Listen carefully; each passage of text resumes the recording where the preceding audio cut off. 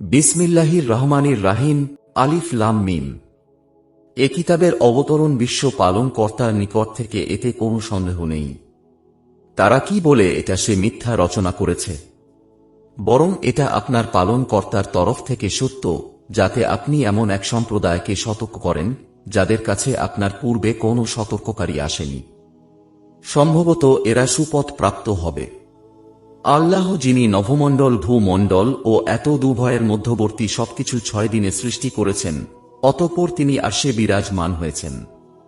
তিনি ব্যতীত তোমাদের কোন অভিভাবক ও সুপারিশকারী নেই। এরপরও কি তোমরা বুঝবে না? তিনি আকাশ থেকে পৃথিবী পর্যন্ত সমস্ত কর্ম পরিচালনা করেন, অতঃপর তা তাঁর কাছে পৌঁছাবে এমন একদিনে যার পরিমাণ তোমাদের গণনায় 1000 বছরের সমান। তিনি দৃশ্য ও অদৃশ্যর জ্ঞানী, পরাক্রমশালী, পরম দয়ালু, যিনি তাঁর প্রত্যেকটি সৃষ্টিকে সুন্দর করেছেন এবং কাদামাটি থেকে মানব সৃষ্টির সূচনা করেছেন। অতঃপর তিনি তার বংশধর সৃষ্টি করেন তুচ্ছ পানির নির্যাস থেকে। অতঃপর তিনি তাকে শোষণ করেন, তাতে রূহ সঞ্চার করেন এবং তোমাদেরকে দেন কর্ণ, চক্ষু ও অন্তঃকরণ। তোমরা সামান্য কৃতজ্ঞতা প্রকাশ করো। তারা বলে, আমরা মৃত্তিকায় মিশ্রিত হয়ে গেলেও পুনরায় নতুন করে সৃজিত হব কি? বরং তারা তাদের পালন কর্তার সাক্ষাৎকে অস্বীকার করে।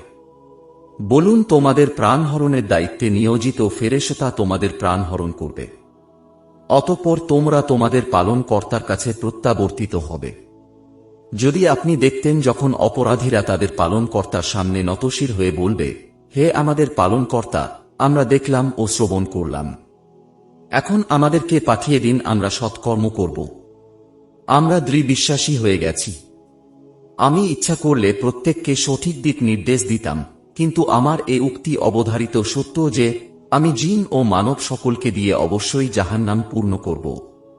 অতএব এ দিবসকে ভুলে যাওয়ার কারণে তোমরা মজা আস্বাদন করো। আমিও তোমাদেরকে ভুলে গেলাম। তোমরা তোমাদের কৃত কর্মের কারণে স্থায়ী আযাব ভোগ করো। কেবল তারাই আমার আয়াতসমূহের প্রতি ঈমান আনে, যারা আয়াতসমূহ দ্বারা উপদেশ প্রাপ্ত হয়ে সেজদায় লুটিয়ে পড়ে এবং অহংকার মুক্ত হয়ে তাদের পালন কর্তার সপ্রশংসা, পবিত্রতা বর্ণনা করে। তাদের পার্শ্ব শয্যা থেকে আলাদা থাকে। তারা তাদের পালন কর্তাকে ডাকে ভয়ে ও আশায়, এবং আমি তাদেরকে যে রিজিক দিয়েছি তা থেকে ব্যয় করে। কেউ জানে না তার জন্য কৃত কর্মের কি কি নয়ন প্রীতিকর প্রতিদান লুকায়িত আছে। ঈমানদার ব্যক্তি কি অবাধ্যর অনুরূপ? তারা সমান নয়। যারা ঈমান আনে ও সৎকর্ম করে, তাদের জন্য রয়েছে তাদের কৃত কর্মের আপ্যায়ন স্বরূপ বসবাসের জান্নাত। পক্ষান্তরে যারা অবাধ্য হয়, তাদের ঠিকানা জাহান্নাম। যখনই তারা জাহান্নাম থেকে বের হতে চাইবে, তখনই তাদেরকে তথায় ফিরিয়ে দেয়া হবে এবং তাদেরকে বলা হবে, তোমরা জাহান্নামের যে আযাবকে মিথ্যা বলতে, তার স্বাদ আস্বাদন করো। গুরু শাস্তির পূর্বে আমি অবশ্যই তাদেরকে লঘু শাস্তি আস্বাদন করাব, যাতে তারা প্রত্যাবর্তন করে। যে ব্যক্তিকে তার পালন কর্তার আয়াতসমূহ দ্বারা উপদেশ দান করা হয়, অতঃপর সে তা থেকে মুখ ফিরিয়ে নেয়, তার চেয়ে জালেম আর কে?